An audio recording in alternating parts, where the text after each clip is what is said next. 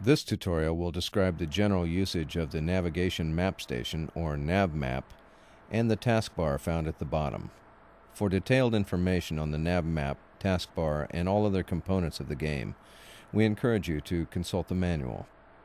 The Navigation Map Station consists of a 2D NAV map, the 3D view, and the Digital Data Indicator, DDI.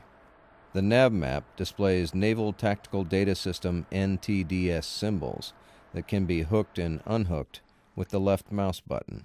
Depending on the type of object, these symbols can be interacted by using the right mouse button that will invoke the appropriate menu specific to that object. The 3D view and DDI correspond with what is selected in the NAV map, so as different contacts are selected in the map, the DDI and 3D view will update accordingly. The taskbar is at the bottom of the screen and is available at all times regardless of the station you are playing from.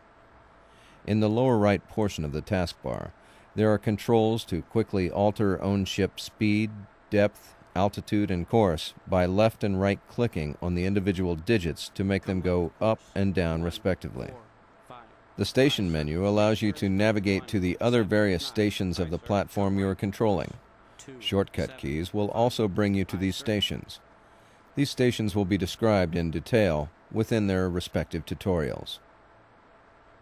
The damage report lists all systems that are currently damaged on the platform you are controlling. Each damage report entry lists the time when the damage occurred, the type of damage, and the estimate of how long it will take until the damage is repaired. The Orders menu is for the most part equivalent to a right-click menu on the Own Ship NTDS symbol in the NAV map. The Orders menu is available in all screens, not just the NAV map. The History window in the center of the taskbar displays all text messages created by various events in the game and records all reports from your virtual crewmen. The shapes to the left of the History window filter out these text reports into crew reports, radio traffic, and multiplayer chat history. The first platform shown at mission start is always your platform, referred to as Own Ship. As Own Ship sensors detect other platforms, those sensor returns will be displayed on the NAV map as contacts.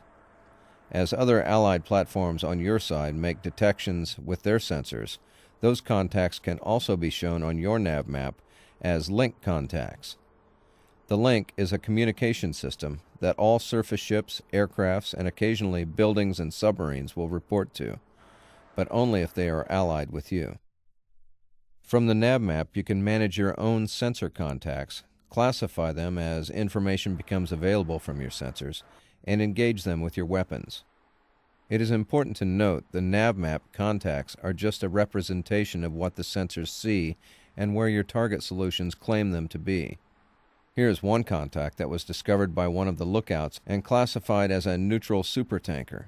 Since it is visual detection, we can assume that the contact's bearing and range are fairly accurate. This is a highly reliable contact solution, and we can mark it as high confidence. In contrast, we have a new passive sonar contact. This contact is denoted with a bearing line and a range of 10 nautical miles. By default, every new contact is displayed at 10 or 20 nautical miles, depending on the sensor that detected it.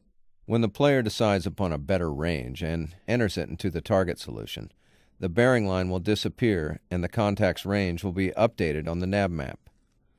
Since the passive sonar is only able to deduce a target's bearing, the new contact is displayed as such.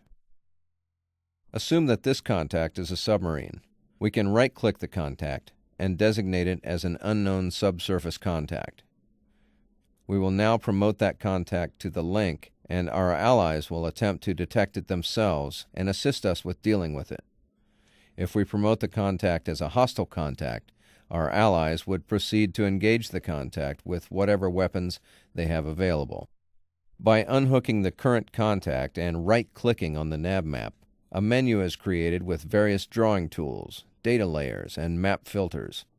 The drawing tools are useful in acquiring the bearing and range to a contact and to create markers on the map that you can double-click to label as you wish and enter various notes. The data layers enable you to enable and disable sets of data and groups on contacts. Be warned that many of these options, especially Show Truth, would be considered a cheat and should only be used as a last resort. New to this game is the ability to add manual solutions. These are convenient when your sensors may not be detecting any contacts, but you have information from gathered intelligence or radio messages that a contact is within an area and you want to investigate or engage that reported contact.